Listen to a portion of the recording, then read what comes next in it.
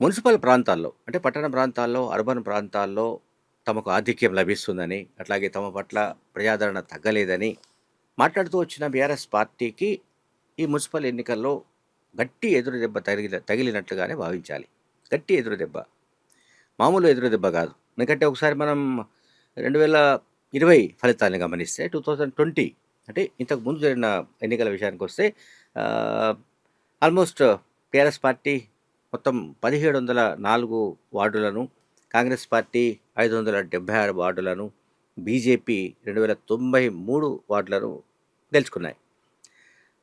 అట్లాగే ఆహ్, అంటే ఇంకా బ్రేకప్ చెప్పాలంటే తెలుగుదేశం పార్టీ 8 అప్పుడు 2020లో Telugu Desam party 8, CPM 12, CPI 20, Majlis party 87 and BJP 293 and ఇండిపెండెంట్లు 297 అట్లాగే కాంగ్రెస్ పార్టీ 576 వార్డులను గెలుచుకుంటే టీఆర్ఎస్ పార్టీ అప్పటికి టీఆర్ఎస్ పార్టీ ఉంది. తెలంగాణ రాష్ట్ర సమితి 1704 వార్డులను గెలుచుకుంది. అండ్ మున్సిపాలిటీల విషయానికొస్తే అంటే మున్సిపల్ చైర్మన్‌ల విషయానికొస్తే 120 మున్సిపాలిటీల్లో అప్పుడు ఎన్నికలు జరిగితే 2020లో బీఆర్ఎస్ పార్టీ నూట 112 మున్సిపాలిటీలను కైవసం చేసుకుంది. Congress party 4, BJP 2, Majlis party 2. ఇది లెక్క. ఇది ఆహ్, 2020లో జరిగిన మున్సిపల్ ఎన్నికలకు సంబంధించిన విషయాల్లో. అండ్ కార్పొరేషన్స్ విషయానికొస్తే కూడా బీఆర్ఎస్ పార్టీ 9కి 9 గెలుచుకుంది. అయితే ఇప్పుడు ఈ పరిస్థితులన్నీ కూడా తారుమారైనట్టు కనబడుతోంది. ఈ పరిస్థితులన్నీ తారుమారైనట్టుగా మున్సిపల్ ఫలితాలు మనకు ఆహ్, ఫలితాల సరళి మనకు కనిపిస్తోంది. 2026లో జరిగిన ఎన్నికల్లో ఫిబ్రవరి 11న జరిగిన ఎన్నికల్లో కాంగ్రెస్ పార్టీ పూర్తి ఆధిక్యాన్ని ప్రదర్శిస్తోంది. బీఆర్ఎస్ పార్టీ అంచనాలన్నీ తలకిందులైనట్టుగా భావించాలి. బీఆర్ఎస్ పార్టీ ఏదైతే ఎఫర్ట్స్ పెట్టిందో, ఆ ఎఫర్ట్స్ ఫలించలేదని భావించాలి. నిన్న మొన్న అనుకుంటా బహుశా ఆయన BRS party working president KTR మాట్లాడుతూ, మనకు ఎమ్మెల్యేలు లేకపోయినా పర్వాలేదనో, లేకుంటే మన పార్టీ నుంచి ఎమ్మెల్యేలు బయటకు వెళ్ళినా, మనకు ఆహ్, పార్టీ క్యాడర్ బలంగా ఉందని, పార్టీ కార్యకర్తలే పార్టీకి వెన్నెముక అంటూ ఆయన కామెంట్లు చేశాడు. ఒకవేళ పార్టీ కార్యకర్తలే కనుక వెన్నెముకగా ఉన్నట్టు అధికారంలో ఉన్నప్పుడు కూడా భావించి ఉంటే, అధికారంలో 10 ఏళ్ల పాటు ఉన్న కాలంలో పార్టీ కార్యకర్తలకు సముచితమైన ప్రాధాన్యం ఇచ్చి ఉంటే, సముచిత స్థానం కల్పించుంటే, వాళ్ళ ఆత్మగౌరవాన్ని దెబ్బతీయకుండా ఉండి ఉంటే, కార్యకర్తల నెట్‌వర్క్‌తో పార్టీ నాయకత్వానికి సంబంధాలుండేవి. ఎప్పుడైతే కార్యకర్తల నుంచి డిస్కనెక్ట్ అయిందో ఆ పార్టీ, అట్లాగే ప్రజల నుంచి డిస్కనెక్ట్ అయిందో 2023లో వ్యతిరేకమైన ఫలితాలను చవిచూసింది. దాని తర్వాత కూడా ఆ పార్టీ సరిదిద్దుకునే దాఖలాలేమీ లేవు. ఆ పార్టీ మెంబర్‌షిప్ డ్రైవ్ అని చెప్పింది. అది ఇప్పటిదాకా జరిగిన దాఖలాలు లేవు. అట్లాగే ఆ పార్టీ నిర్మాణానికి సంబంధించి, పార్టీ సంస్థాగత ఎన్నికల గురించి చాలా విషయాలు మాట్లాడారు. 2024 ఏప్రిల్‌లో. అక్కడి నుంచి మనం ఇప్పటిదాకా చూస్తే అది అతి గతి లేకుండా పోయింది. మెంబర్‌షిప్ డ్రైవ్ లేదు. అండ్ పార్టీకి సంబంధించిన ఎన్నికలు లేవు. అంటే సంస్థాగతమైన పటిష్టత లేకపోవడం కూడా ఆ పార్టీకి మైనస్. ఇక ప్రధానమైన మైనస్ మనందరికీ తెలుసు. కేసీఆర్ కంప్లీట్‌గా ఒక వైరాగ్యంతో అండ్ ఇతరత్రా కూడా ఆయన పూర్తిగా దాంట్లో ఫామ్ హౌస్‌లోనే పరిమితం అయిపోయి ఉండిపోవాల్సిన పరిస్థితులు కూడా ఆ పార్టీని బాగా కుంగదీస్తున్నాయి. అంటే కేటీఆర్ ఫ్రంట్ రన్నర్‌గా పార్టీలో కనిపిస్తున్నప్పటికీ, వాస్తవంలో మిగతా అంటే పార్టీ ప్రభావం అంటే పార్టీ బలోపేతానికి సంబంధించి సరైన చర్యలు తీసుకొని కారణంగానే ఈ రకమైన ఫలితాలు వెల్లడవుతున్నట్టుగా కనబడుతోంది. అంటే జూబ్లీ హిల్స్ ఎన్నికల నాటికే వాళ్ళకొక శాంపిల్ కనిపించింది. అంటే అర్బన్ ప్రాంతాల్లో కూడా కాంగ్రెస్ పార్టీ చెక్కు చెదరలేదని, కాంగ్రెస్ పార్టీ ఆహ్, ఆధిక్యం చెక్కు చెదరలేదని జూబ్లీ హిల్స్ ఫలితం తెలియజేసింది. ఇది అర్బన్ ప్రాంతాల్లో. సో, కరెక్ట్ అట్లాగే జూబ్లీ హిల్స్ రిజల్టే ఇప్పుడు మనకు మున్సిపల్ ఎన్నికల్లో కూడా కనిపించింది.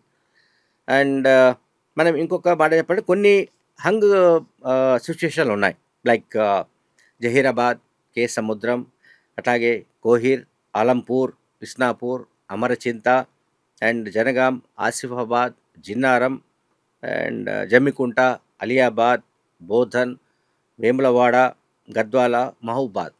ఆల్మోస్ట్ 11, 12 మున్సిపాలిటీల్లో హంగు పరిస్థితులున్నాయి. ఈ హంగు పరిస్థితులున్న చోట అంటే ఎవరికీ మ్యాజిక్ ఫిగర్ రాని చోట ఖచ్చితంగా అధికార కాంగ్రెస్ పార్టీ ఎత్తులు వేసే అవకాశం ఉంది. కాంగ్రెస్ పార్టీ సంబంధించిన వ్యక్తులు ఆ మున్సిపాలిటీని కైవసం చేసుకునే అవకాశాలను మనం తోసిపుచ్చడానికి లేదు. ఎందుకంటే అధికార పార్టీ అధికారంలో ఉన్నప్పుడు ఆ పార్టీకి ఉండే అడ్వాంటేజ్ వేరుగా ఉంటాయి.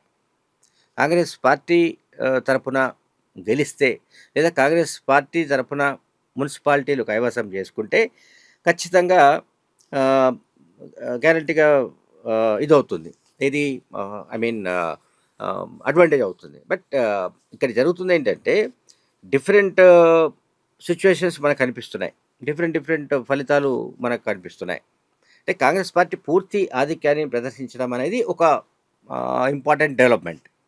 అంటే కాంగ్రెస్ పార్టీ అర్బన్‌లో లేదు అని చెబుతుండడం అనేది బహుశా గత ఎన్నికల్లో 2020 ఫలితాలను బట్టి మాట్లాడుండొచ్చు. 2020లో జరిగిన ఎన్నికల్లో కేవలం 4 అంటే 4 మున్సిపాలిటీలే కాంగ్రెస్ ఖాతాలోకి వెళ్ళాయి. కానీ ఇప్పుడు పరిస్థితి వేరు. సో, ఈ పరిస్థితులు అన్నీ కూడా ఎందుకొచ్చాయంటే బికాస్ ఇది రేవంత్ రెడ్డికి సంబంధించిన వ్యూహరచన అనాలి. ముఖ్యమంత్రి రేవంత్ రెడ్డి పట్టుదల అనాలి. ముఖ్యమంత్రి రేవంత్ రెడ్డి కాలికి బలపం కట్టుకొని ఎన్నికల ప్రచారంలో పాల్గొన్న తీరు గురించి మనం డిస్కస్ చేయాలి. ఇతరత్రా కూడా మనం మాట్లాడితే ఖచ్చితంగా కూడా ఇది అంత సులభమైన విషయం కాదు. అంత సులభమైన విషయం ఏమీ కాదు. అండ్ హుజురాబాద్ లాంటి చోట హుజురాబాద్ ఎమ్మెల్యే పాడి కౌశిక్ రెడ్డి ఆయన కేటీఆర్‌కు, హరీష్ రావుకు, ఆ పార్టీ నాయకత్వానికి కూడా చాలా దగ్గర వ్యక్తి. అండ్ ఏ విషయం వచ్చినా సరే మిలిటెంట్‌గా ఒక దూకుడుగా వ్యవహరించే వ్యక్తికి హుజురాబాద్ మున్సిపల్ ఎలక్షన్స్‌లో ప్రజలు గట్టి షాక్ ఇచ్చారు పాడి కౌశిక్ రెడ్డికి. అక్కడ హుజురాబాద్ మున్సిపల్ ఎన్నికల్లో 30 వార్డులకు గాను 16 స్థానాల్లో అంటే మ్యాజిక్ ఫిగర్‌ను కాంగ్రెస్ పార్టీ క్రాస్ చేసింది. సో, ఆటోమేటిక్‌గా కాంగ్రెస్ పార్టీ ఖాతాలోకి హుజురాబాద్ మున్సిపాలిటీ చేరింది. అలాగే ఇక్కడ హుజురాబాద్ కాన్స్టిట్యుయెన్సీలో అంటే కౌశిక్ రెడ్డి ప్రాతినిధ్యం వహిస్తున్న హుజురాబాద్‌లో బీఆర్ఎస్ పార్టీ 8, బీజేపీ 5 స్థానాలకు మాత్రమే పరిమితమైపోయిన విషయాన్ని మనం గుర్తు చేసుకోవాలి. ఓవరాల్‌గా నేను ఇదివరకు కూడా చెప్పాను వీడియోలో. అంటే ఈ ఫలితాలు రాకముందు కూడా మనకు స్పష్టంగా కొన్ని సంకేతాలు అందాయి. కొన్ని ఇన్‌పుట్స్ అందాయి. కొన్ని విధాల సమాచారం వచ్చింది కొన్ని రకాలుగా. అది ప్రధానంగా కాంగ్రెస్ ప్రభుత్వం అర్బన్, రూరల్ అని కాకుండా అన్ని చోట్ల తెలంగాణ అంతటా కూడా ఎవరైతే రేషన్ కార్డులకు అర్హులుగా ఉన్నారో పేద ప్రజలకు వాళ్ళకు రేషన్ కార్డులు జారీ చేయడం, సన్నబియ్యం అందించడం, అలాగే మహిళలకు ఉచిత బస్సు ప్రయాణం అండ్ 200 యూనిట్ల లోపు వాడే వాళ్లకు కరెంటు ఫ్రీగా ఇవ్వడం, గ్యాస్ సిలిండర్స్ విషయంలో రాయితీలు అండ్ అది వరి వేస్తే దానికి సంబంధించిన బోనస్ ఇవన్నీ కూడా అవి చాలా కనెక్ట్ అయినట్టుగా కనబడుతోంది. ఇది అర్బన్ ప్రాంతాలు, పట్టణ ప్రాంతాల్లో కాంగ్రెస్ పార్టీ ఇట్లాంటి హవా చూపెట్టడం, ఈ జోరు చూపెట్టడం అనేది ఖచ్చితంగా రేపు జీహెచ్ఎంసీ ఎన్నికల్లో కూడా ఇదే విధమైన ఫలితాలు రిఫ్లెక్ట్ అవుతాయని ముఖ్యమంత్రి రేవంత్ రెడ్డి భావిస్తున్నారు. పిసిసి అధ్యక్షుడు మహేష్ కుమార్ గౌడ్ ఆల్రెడీ మీడియాకు చెప్పారు. ఎట్టి పరిస్థితుల్లో జీహెచ్ఎంసీని కూడా తాము కైవసం చేసుకోబోతున్నట్టు చెప్పారు. అంటే వార్ వన్ సైడ్గానే తెలంగాణ మున్సిపల్ ఫలితాలే కానీ రేపు భవిష్యత్తులో జరిగే జీహెచ్ఎంసీ కావచ్చు, మరొక ఇంకేదైనా ఎలక్షన్ కావచ్చు, దీన్నైనా సరే ఖచ్చితంగా కాంగ్రెస్ పార్టీ కైవసం చేసుకోగలుగుతుందని కూడా చెప్తున్నారు. మంచిర్యాల మున్సిపల్ కార్పొరేషన్ సంబంధించిన విషయంలో కూడా ఆ కార్పొరేషన్ను కాంగ్రెస్ పార్టీ కైవసం చేసుకుంది. కనుక ఇక్కడ మిగతా కార్పొరేషన్స్, మిగతా మున్సిపాలిటీల్లో కూడా పెద్ద ఎత్తున అంటే బీజేపీ, బీఆర్ఎస్ పార్టీ ఈ 2 పార్టీలు కూడా కాంగ్రెస్ పార్టీతో గట్టి పోటీనిచ్చి తలపడినట్లుగా మనకేం కనిపించట్లేదు. ఎందుకంటే మనం చూస్తే ఫలితాలన్నీ కూడా కాంగ్రెస్ పార్టీకి అనుకూలంగా రావడం, అన్ని మున్సిపాలిటీల్లో, కార్పొరేషన్స్‌లో మేజర్ పోర్షన్ అంతా కూడా కాంగ్రెస్ పార్టీకి రావడం అనేది కాంగ్రెస్ పార్టీ